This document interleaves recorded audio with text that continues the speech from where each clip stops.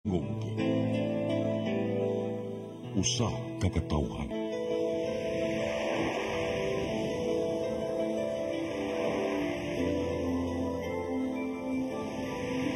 Cebu Catholic Television Network.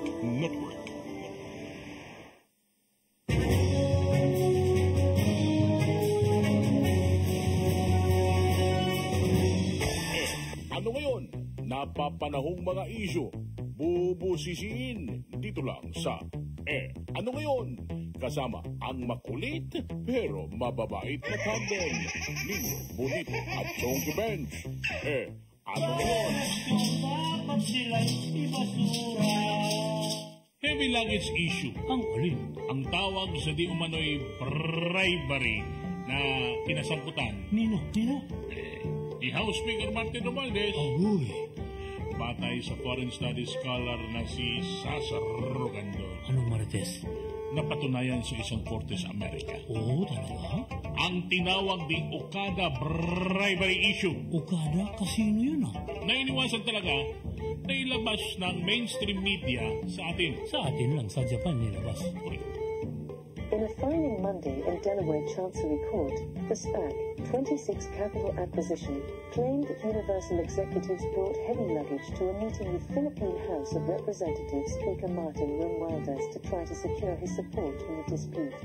They have been trying to keep... Ang 26 Capital at ang Tiger dapat ay magkakaroon ng merger.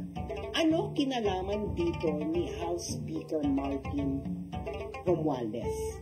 Ang accusation ng 26 Capital, ang Tiger at Universal Entertainment ay nagpabigat yan bribery kay Martin Romualdez para impluensyahan ang Philippine Supreme Court para makuha ng isang Okada faction uli ang kontrol ng Okada Manila. Lahat na ipag-uutos namin, susundin mo! Japan Times po yung nagbalita. Hindi po ito basta-bastang publikasyon. Sa ngalan ng patas na pamamahayan. Wait a minute. Bonito. Ano naman? Meron bang hindi patas na pamamahayag? Meron. Itanong mo kay Memi. Sino si Maimi? Mimi, mainstream media. Pakinggan natin ang depensa ni Speaker at ang pagkontra ni Sas. Malaki ka na, kapal pa ng mukha mo. But were you ever contacted to appear in the case in the US? No, that's why I'm really very puzzled why this is even coming up. Sir, and you're also denying na on July 27, 2022, based on that report, Okada Manila officials allegedly brought some quote-unquote heavy luggage with quotes an item to Romualdez. So I'd just like to get your reaction to that. Again, nothing of that sort. Ba't ka magagalit? Ikaw pala itong tanga. Hindi raw nangyari yung heavy luggage issue. Ito raw ay fake news. Okay. Nadesisyonan ito noong September 7, 2023. Baka may dumating na magnanakaw, hintayin mo ha? Hindi ito fake news. Totoo ito. It is a decision na sinulat ni James Travis Laster, Vice Chancellor of the Delaware Court of Chancery. Ito po ay korte sa Amerika. Yung executive ng Universal na si Sato Nobuki nag-travel mula Japan papuntang Pilipinas. Ngayon, isa pang executive ng Universal, si Hajime Tokuda, ay nag-schedule ng meeting kay Romualdez noong susunod na araw, July 28, 2023. Ba't kayo lang? Paano ako? Yung JX730 na yan, documentary evidence yan. Okay, na nagtitrace na may talagang meeting na nangyari, may setup na meeting na nangyari. Ang meeting daw ay nagtagal ng 90 minutes. Baka may dumating na magnanakaw, hintayin mo ha? Hindi nga magiging interesado dyan ang mainstream media. Bakit? Ang hilig ng ilang dyaryo at ibang TV o radio sa sensationalism. Diba? Sabi ng insider na nakausap ko, kahit na totoo yan, buti nga sa Amerika. Yung Amerika din naman, ang daming binibiktimang ibang bansa Paano kung may grupo ng mamabatas na tupakin, magpapagamit pa sa US para wasakin si Speaker? Umuwi ka na, marami nang nakakaalam niya. Actually, baka rin ng China, makita yan. Gamitin din ng China yan. Alam mo naman ng China, ang iyamahal sa bansa natin. Baka may dumating na magnanakaw, hintayin mo ha? Pero sakaling nga may mga grupo ng mamabatas na totopakin, ano ang pwedeng itawag sa kanila? Ano? Ropang may topak, edi topak. Ibahin mo na. Serious tayo eh. Pagkakalit si Tito Dolphin yan eh. Sige. Panoorin pa natin si Sus. Ito, paragraph 13. Nung trial daw, itong Universal, yung mga Hapon, okay? Iniiwas nila na bribery yung ginawa nila, na yung heavy luggage ay Konting vitamins lang yan. bribery kay Martin Romualdez. Yung heavy luggage daw ay mga dokumento lamang daw ang laman. Ito daw ay document ng mga court cases. At kailangan daw itong dalhin by hand, okay? Kasi wala daw printer. Hindi kami mayaman. Minsan nga wala kami kinakain eh. Wala daw printer ang Tiger. Anong sabi ni James Travis Laster sa palusot na ito ng mga Hapon na witnesses? The testimony was not credible. Masyado kang mareklamo. Gusto mo na umuwi? Ang mga lawyers ninyo may printer. So bakit kailangan nyo mag-print sa Japan? Pabigat yan. Number one. Second reason ng judge. Masyado kang mareklamo. Ang Philippine law naman, pinipermit ang electronic versions ng mga kaso. Pangatlo, Marami nang nakakaalam niya. nag-file na raw ang Universal ng mga documents. Ang kulit mo. Okay? Para sa lawsuit. So bakit pa kailangan nyo mag-print? Ang kulit mo. Ikaapat, bakit Ang kulit mo. ang senior executive ng Universal ang kailangan magdala ng mga printed documents papunta dito kay Romualdez? Meron naman kayong courier. Ikalima, sabi ng judge, Ang kulit mo. yung mga emails ninyo sa Universal, ang sabi ninyo, yung daladala ninyo ay item. Ito ay napaka-weird na word para sa documents. Punong-puno daw ito ng mga codes katulad ng heavy luggage. Ang kulit mo. Si Martin Romales ang tawag number 2. Okay? Marami nang nakakaalam niya. Bakit kailangan nyo magkaroon ng maraming iba't ibang words para lang sa court documents? Kung court documents talaga yan. Para mabawasan ang kasalanan mo. Ang kulit mo. Noong minute ng Universal Executives, ng mga Hapon, si Romualdez, ipinakita nila nga ang letters ng 26 Capital at isang pang kumpanya Umuwi ka na. tungkol sa deal. Marami nang nakakaalam niya. Pero ang mga letters naman yon Umuwi ka na. ay hindi mabigat. Ang kulit mo. Kaya, itong si James Travis Laster, Ang kulit mo. ang kanyang factual determination, ang heavy luggage na yan, Ang kulit mo. ay part ng dodgy bargain.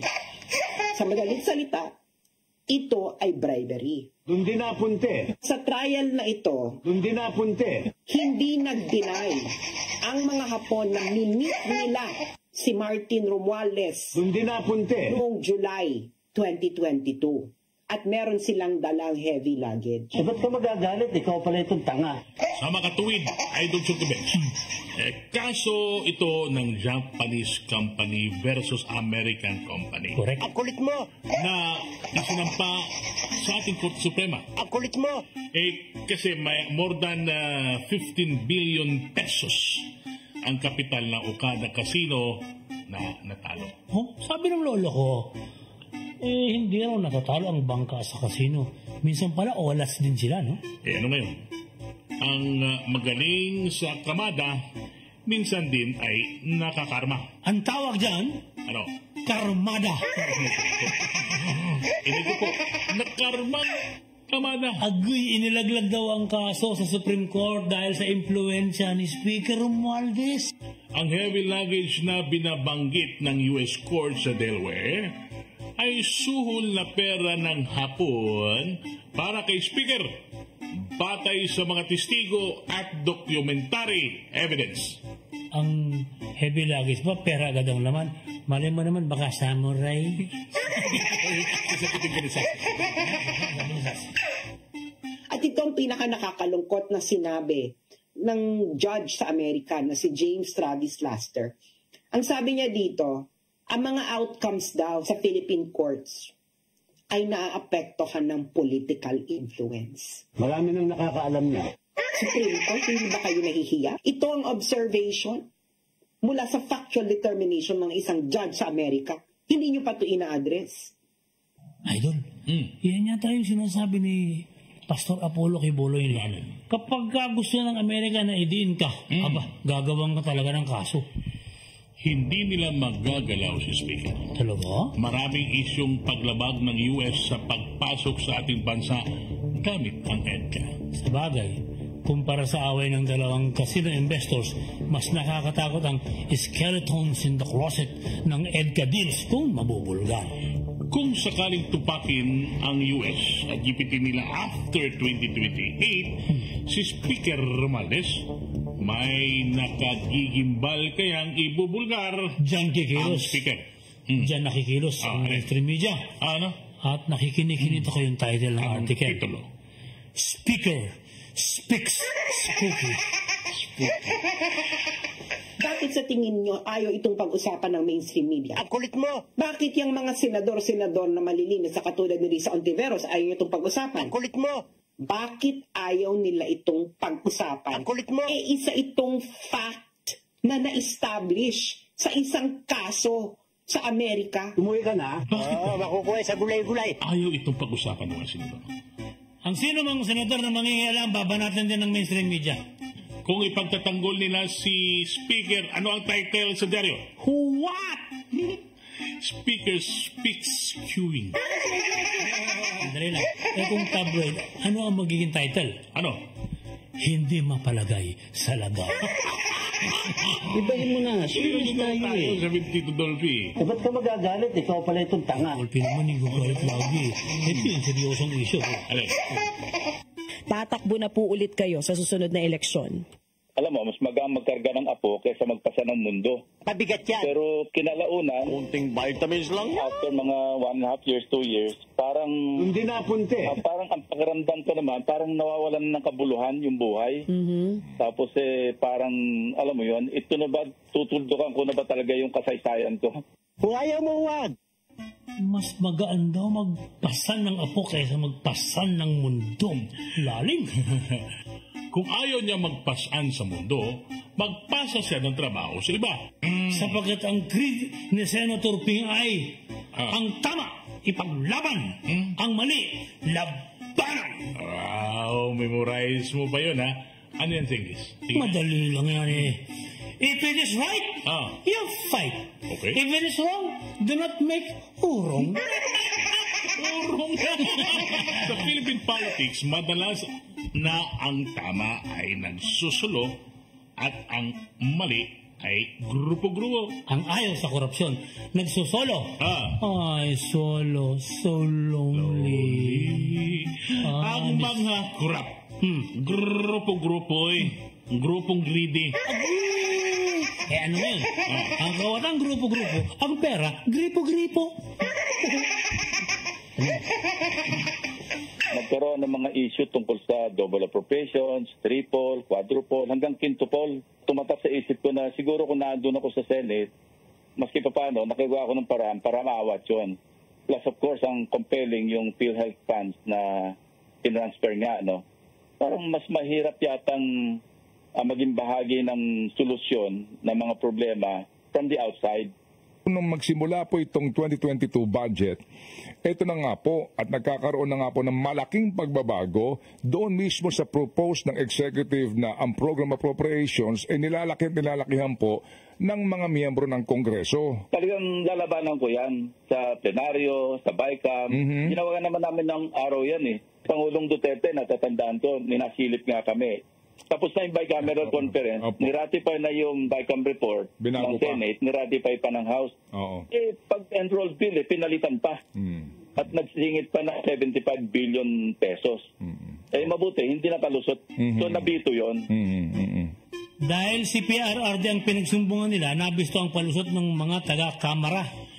Ano ang tawag sa mga magnanakaw sa kamara? Ano?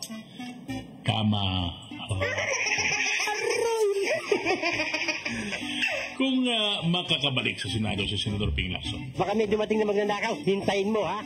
siya ang mag-expose sa corruption dahil kumalas na siya sa administrasyon slate ni PBBM. Ano ang tawag sa korupsyon na nabubulgar? Ano? Corrupt Siya. Kaya tawag sa mga senador na nakakita ng nakawan. Ano? Nakawan? Ay! Ano ang tawag sa mga kitang-kitang magnanakaw? Ano? Mga kawatstan. Seryoso na ba? Tayo, galing Tito Dolphy. Judge, kung magiging senador din si Congressman Marcoleta, masusunod din sa kanyang mga kumukotong sa government transactions. Anong tawag sa masusunog na kutungan? What? Hindi, tutong. Kas na, naging as. Kawawa naman sila. Bakit? Dahil wala na silang pambiling luxury items. Para mabawasan ang kasalanan mo.